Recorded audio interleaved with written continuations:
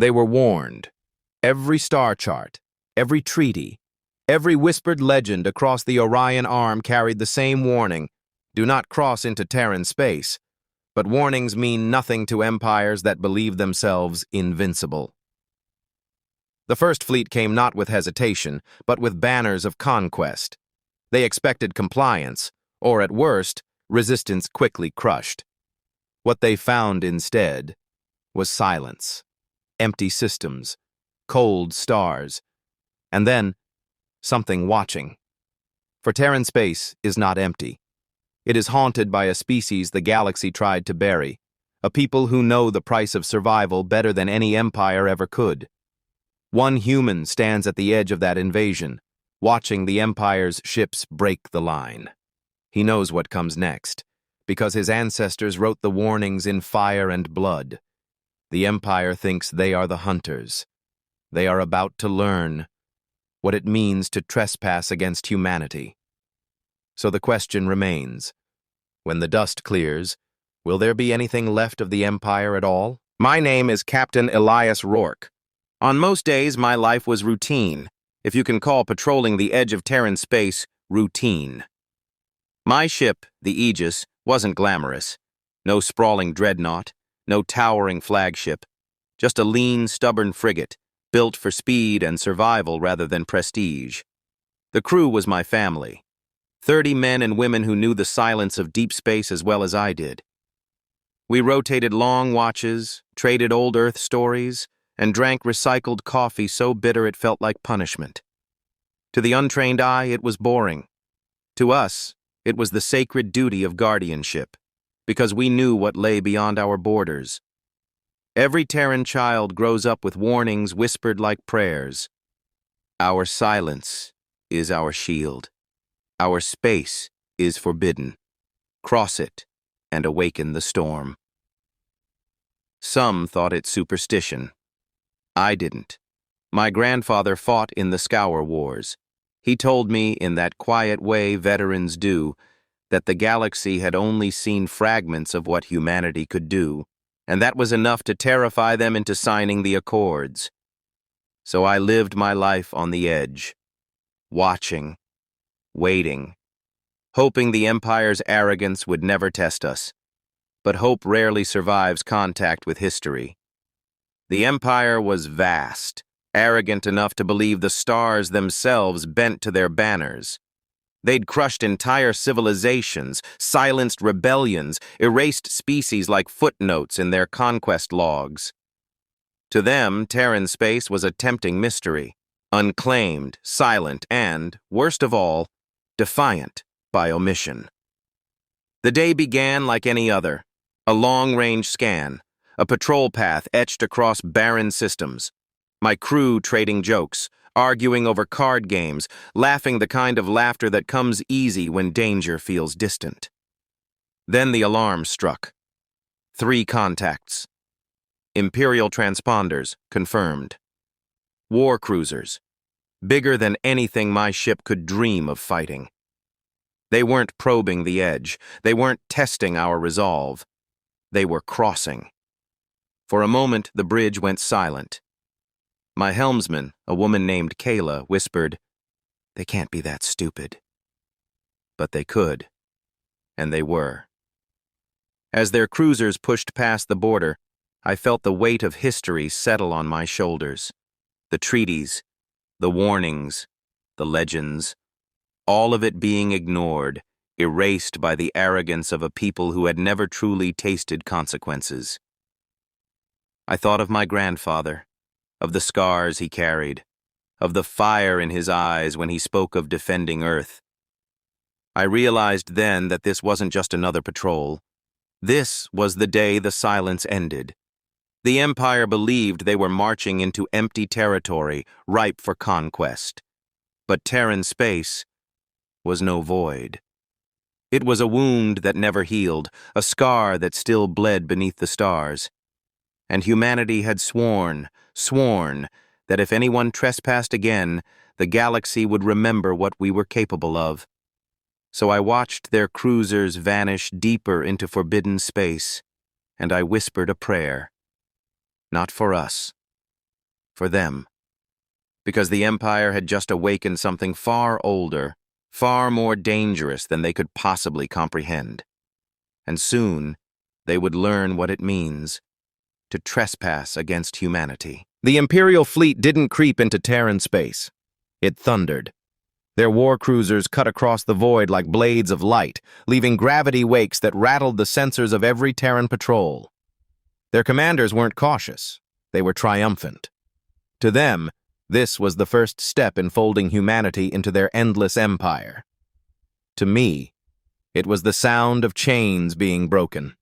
The Aegis trailed at a safe distance, keeping our signature masked, relaying every scan and movement back to Central Command. My crew didn't speak much now. Even the usual tension-breaking jokes fell silent. We knew the stakes. The first clash came at Vega Outpost. Vega wasn't a fortress, just a listening post clinging to the edge of an asteroid field, manned by a skeleton crew of 30. I'd visited it dozens of times, shared whiskey with its commander, a grizzled old engineer named Harland who once swore humanity could outlast the stars themselves. The Empire didn't hail, didn't negotiate. Their lead cruiser opened fire without warning, reducing Vega's comms array to molten slag. Harland's voice, cut with static, came through my bridge speakers. Tell them the grave is awake." Then silence. The crew of Vega fought with what little they had, mining lasers, jury-rigged turrets, and a handful of retrofitted drones. It wasn't enough. Within 15 minutes, the outpost was gone. The Empire didn't slow. They thought they'd won a skirmish, but all they had done was carve their names onto the oldest of Terran lists, those who would pay. We pulled back, transmitting Vega's destruction to command. The reply came not in words, but in a single phrase carried across encrypted channels. Protocol Black Dawn. My stomach tightened. Black Dawn wasn't a counterattack order. It wasn't even a war order. It was older than both. Black Dawn was a reminder, a call that the silence was broken, that every Terran ship, every hidden stronghold, every sleeper fleet was to rise as one, and it was my job to hold the line until they did. The Aegis couldn't fight 3 Imperial cruisers head-on, but we could bleed them. I ordered Kayla to plot an intercept course through the Perseid Drift, a minefield of ice and rock where only Terran pilots dared fly. The Empire followed. Arrogant, predictable. Their cruisers advanced in formation, beams cutting apart drifting asteroids, clearing paths with casual firepower. They thought themselves unstoppable. But humans are predators of patience. We lured them deeper, every kilometer a narrowing throat of rock and debris. When the lead cruiser's shields flickered against an ice shard the size of a mountain, I gave the order. We detonated the mines. Not weapons, not conventional ones, but the drift was seeded with gravitational charges, devices designed to collapse asteroids into guided projectiles. In seconds, the serene field became a storm of tumbling death. 2 cruisers weathered it, shields flaring bright. The third wasn't so lucky. A kilometer-long shard pierced its flank, tearing through armor like paper. The explosion lit up the drift, fragments scattering like shrapnel into the void. The Empire had lost its first ship. And for the first time, humanity whispered, "We bleed them still." But victory came at a price. The surviving cruisers locked onto the Aegis. Their return fire was merciless, beams of plasma lancing through the void, burning trails across the hull. Shields buckled, alarms screamed, and my crew clung to their stations as the frigate shuddered like a wounded beast. "Engines at 40%!" Kayla shouted. "We can't outrun them," my tactical officer growled. He was right. We weren't meant to. I opened a channel broadcasting directly into open space, not to beg, not to threaten, just to speak the truth. "You were warned," I said, voice steady despite the smoke filling my lungs. "Terran space is not yours. It never will be. Turn back, or be buried." The only reply was a mocking barrage of fire. Typical. We jumped blind, tearing the Aegis through the drift on failing engines, vanishing into the shadow of a gas giant. The cruisers followed, hunting us like predators closing in for the kill. But humanity does not survive by running alone. As the Empire closed, new signatures bloomed on my sensors. Dozens, then hundreds. Old ships, hidden ships, battle cruisers mothballed since the Scour Wars, carriers that had slept beneath ice moons, frigates painted black, built in silence, waiting for this exact day. Humanity was waking. The system flared alive with Terran steel, every vessel answering Black Dawn's call. They weren't polished fleets like the Empire's. They were scarred, patched, and forged from desperation. But they were ours, and they were enough. The cruisers faltered. For the first time, I wondered if their commanders felt something alien to them. Fear. The first battle of the Forbidden Line began. Terran ships swarmed like wolves, striking from angles the Empire's rigid formations couldn't counter. We didn't match their firepower. We never had. But we had cunning. We overloaded their targeting arrays with sensor ghosts, sacrificed drones to blind their flanks, and cut their escorts apart piece by piece. I watched one of our corvettes ram headlong into an Imperial destroyer, tearing both ships apart in a burst of fire. I heard the voice of its captain, calm and resolute over the comm. "Remember Vega." The line held. For 3 days and nights, the battle raged across the system. Terran fleets bled, yes, but they did not break.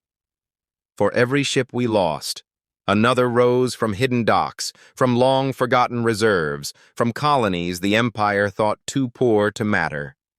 Humanity had not been silent in weakness. We had been silent in waiting. And now the waiting was over. By the 4th day, the Empire's fleet was in retreat. Their losses were staggering. 2 cruisers destroyed, half their escorts gone. The survivors limped toward the border, shields broken, weapons spent. We pursued them only so far. Terran doctrine was never conquest. It was warning. The graveyard was awake, and those who trespassed carried its mark. But as I stood on the bridge of the battered Aegis, watching the Empire flee, a deeper chill ran through me, because this was only their first fleet. The Empire had thousands more, and they would not accept humiliation quietly. Still, the galaxy had shifted. The forbidden silence of Terran space was broken. The question was no longer whether the Empire feared us, but how far humanity was willing to go to remind them why. The Empire had crossed the line, and now there was no going back. The Empire did not take its defeat at the Forbidden Line in silence. 3 months after Vega burned and the drift devoured their cruisers, they returned. Not with 3 warships, but with a fleet. 100 vessels, led by the Imperator's wrath, a battleship so vast it could eclipse moons.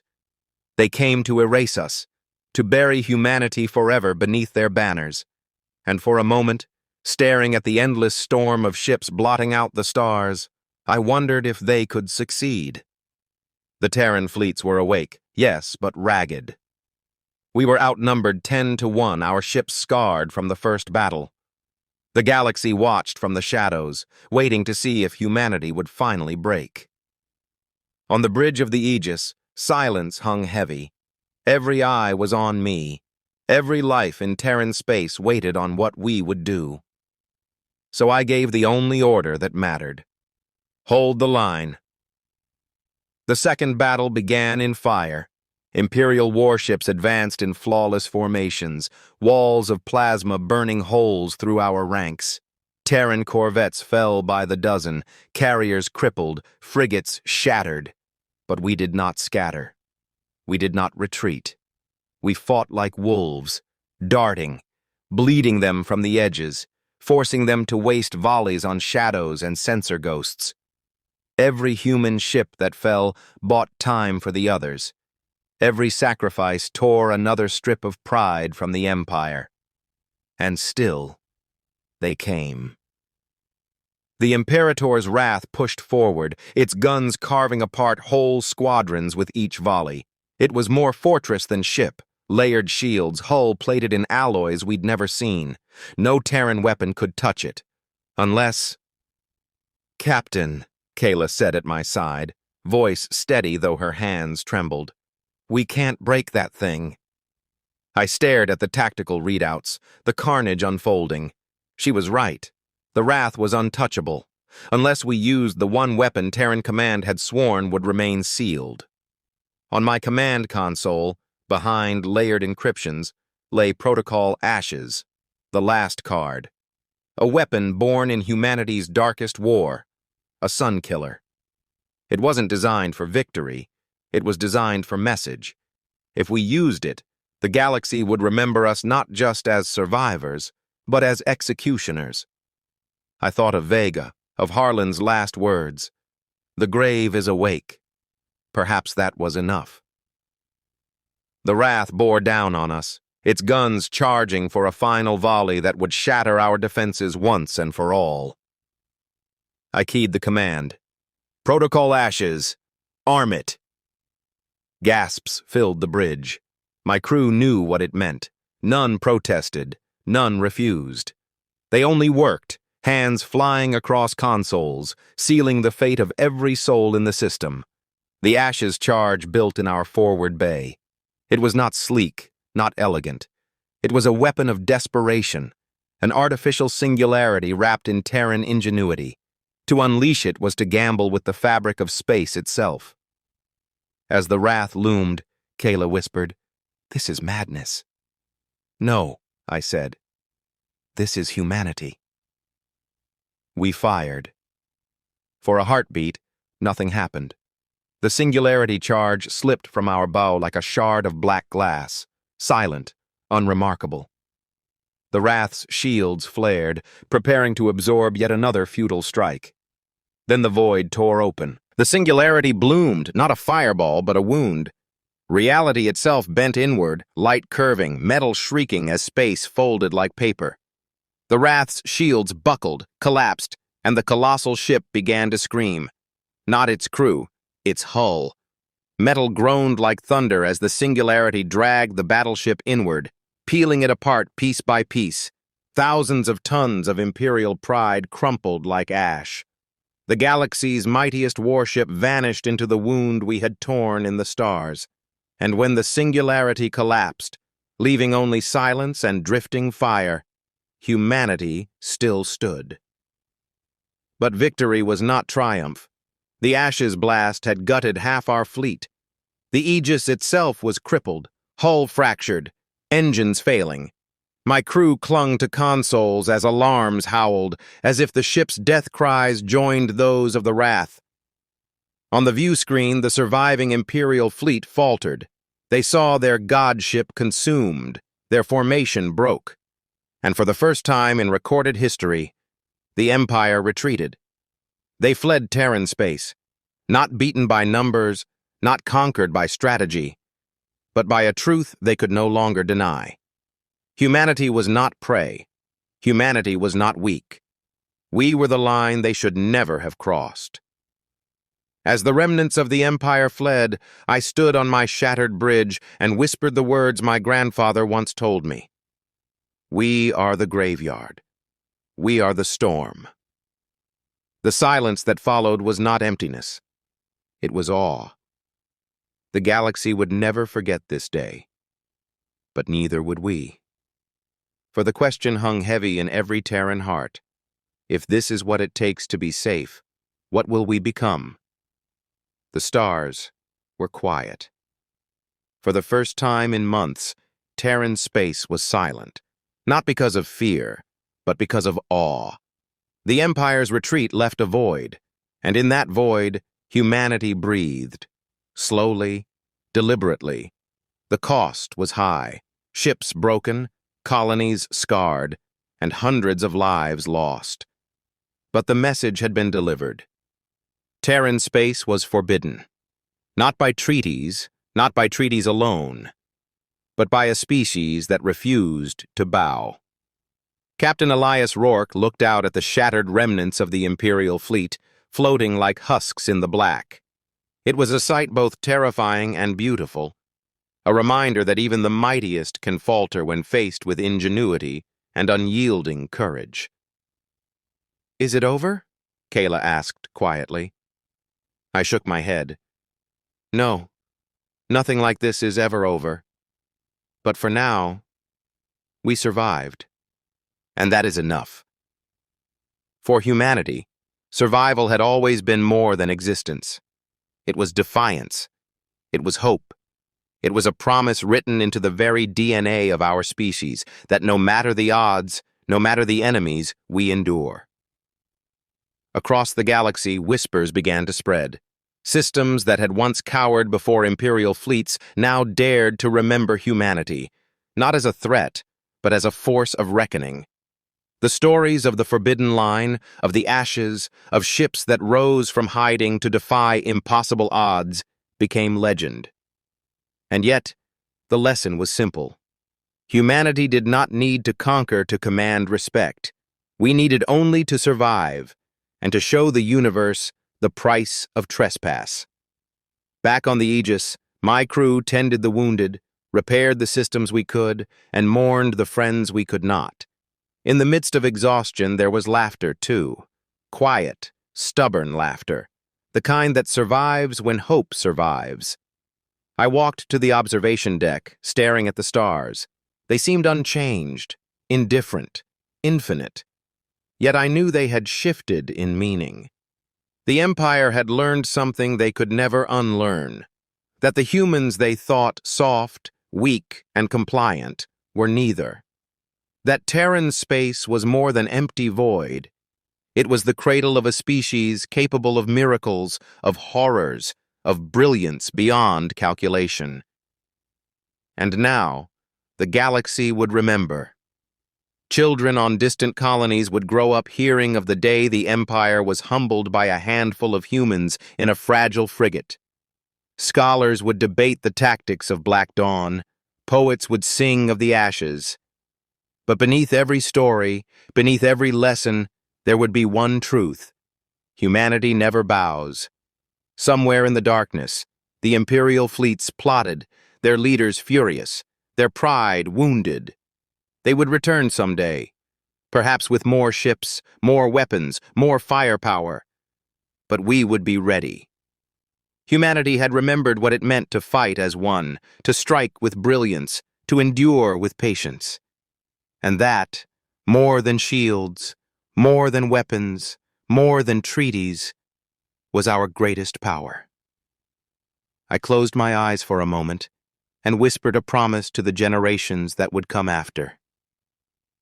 Your space, your future, we will guard it. Always. The galaxy may have feared humanity before. Some still would. But now they would respect us. Now they would understand that trespassing into Terran space was not a mistake.